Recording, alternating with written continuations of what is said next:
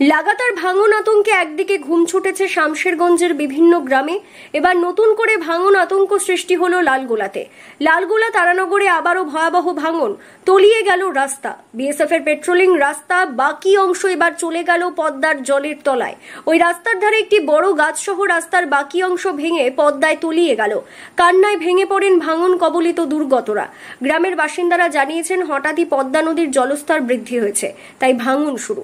আজ তো একটি বিএসএফ এর পেট্রোলিং রাস্তা যেমন তলিয়ে গেল, ঠিক তেমনই তলিয়ে গিয়েছে জমি, ভিটেমাটি, গাছ। রাস্তার ধারের বাড়ি তলিয়ে যেতেই আতঙ্কিত সকলেই।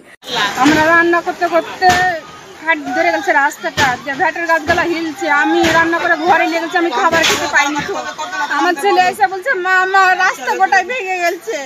আমি খাবার খেতে যাই, ওখানে রেখেছি ভাত রান্না করে। আমি তারপরে ঘর হনে বেড়াতে বেড়াতে রাস্তার গাছ পড়ে গেছে। ঘর হনে আমি কিচ্ছুটা আনতে পারিনি, সব লোকজনে আমাকে টেনে দিয়েছে।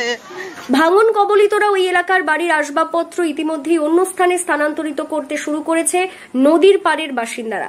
ঘটনা ঘটে যাওয়ার পর পুলিশ প্রশাসনের দেখা মিললেও এখন অবধি ব্লক প্রশাসন অর্থাৎ লালগোলার বিডিও দেবাশিস মণ্ডল সেই স্থানে পৌঁছয়নি বলেই দাবি করেন স্থানীয় বাসিন্দারা।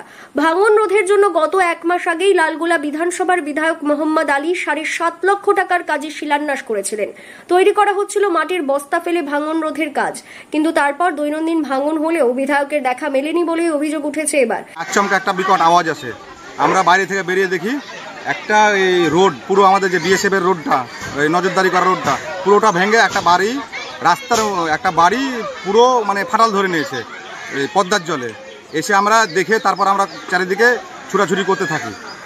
এখন অব্দি ঘটনাস্থলে কে কে এসেছে? এখনো অবধি ঘটনাস্থলে লালগোলা থানার ভারপ্রাপ্ত আধিকারিক এসেছে। একদিকে লাগাতার ভাঙনে দিশেহারা শামশেরগঞ্জে উত্তর চাচণ্ড এলাকা, এরই মধ্যে নতুন করে ভাঙন শুরু হলো লালগোলাতেও। ভাঙনের আতঙ্ক কি কাটবে, নাকি এই ভাঙন অব্যাহত থাকবে লালগোলাতে? আগামী দিনে পদ্মা নদীর জলের স্রোতে তলিয়ে যেতে পারে আস্ত একটি গ্রাম বলেই দাবি গ্রামের বাসিন্দাদের। অবস্থা আগে তো আমি জানি না, ঘুমিয়েছিলাম খাওয়া দাওয়ার পরে। তারপরে একজন ফোন করলো, আমাকে বললো যে এরকম ভাঙছে, তাই আমরা শুনে এলাম। তো দেখছি যে মানে পরিস্থিতি খুব খারাপ। কি পরিস্থিতি দেখলেন? রাস্তাঘাট সব ভেঙে চুরমার হয়ে গেল, ঘরের কোনা ধরে গেল, পুরো ঘরের কোনা চলে গেল। কতটা আতঙ্কে আছেন? আতঙ্ক মানে সবাই কাঁদা কাটা করছে। এখন খুব ভয়াবহ অবস্থা তারানগরের। জল খুব বেড়েছিল, হালকা আজকে একটু মরেছে। মরার পর জুম্মার নামাজের পর ভয়াবহ কারণ কেটেছে। একদম একটা বাড়ি একদম গোড়া থেকে চলে গেছে। তো প্রশাসন বলতে শুধু ওসি এসেছে, কিন্তু বিডিওর কোনো পদক্ষেপ নাই, বিডিও আসেনি।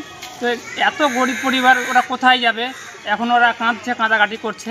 তো একটু বিডিও সাহেব আসে, প্রশাসনের সাহায্য চায়।